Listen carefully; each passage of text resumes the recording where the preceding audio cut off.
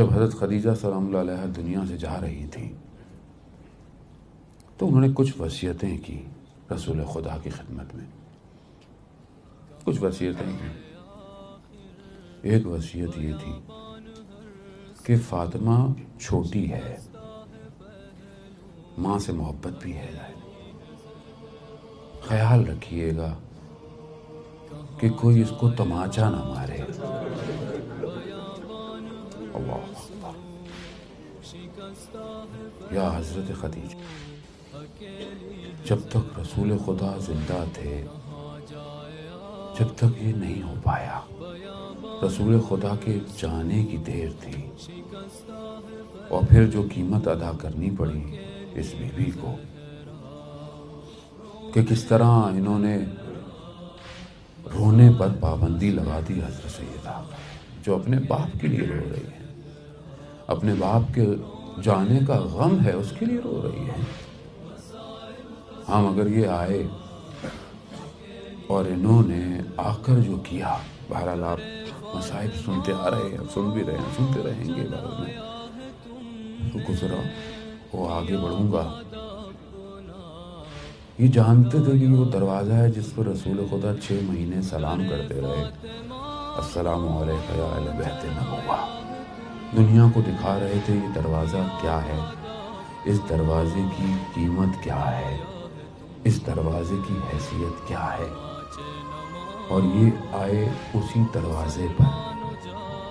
اور انہوں نے یہی کہا کہ علی کو بھیجے۔ اندر سے آواز آئی کہ تم نہیں جانتے میں کون غیر بات کر رہی ہوں، کہا ہو جو بھی ہو، ہم اس دروازے کو جلا دیں گے۔ آپ تصور کریں کہ انسان بچوں کے سامنے، بچے چھوٹے ہوں، ان کے سامنے اگر کوئی ان کے گھر پر ہجوم لے کر آتا ہے، آپ ان بچوں کا تصور کریں۔ یعنی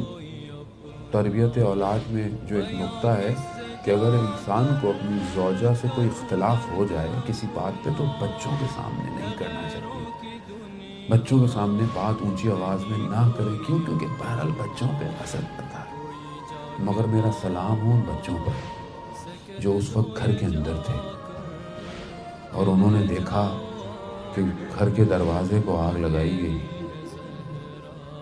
اور پھر اس دروازے کو دھکا دے کر، کہ مقاتل بیان کرتے ہیں کہ در اور دیوار کے درمیان میں، اور وہ پہلا ولایت کا شہید کہ جو اس ضربت لگنے سے دنیا سے رخصت ہو گیا، ساقط ہو گیا اپنی ماں قیامت میں۔ اور یہ یہاں تک بھی اگر ہوتا تو آسان تھا، لیکن لوگ اس دروازے کے اوپر، بعض مقاتل ارباب بیان کرتے ہیں کہ لوگ 40 تک بیان ہوا ہے کہ 40 تک لوگ تھے۔ بہت سخت ہے، مصائب نہیں پڑھ سکتا آدمی، نہ پڑھ سکتا ہے نہ اس کو بیان کر سکتا ہے، ہم صرف گزر جاتے ہیں۔ اساتید بھی منع کرتے ہیں کہ کیونکہ جد ہیں، ماں ہیں،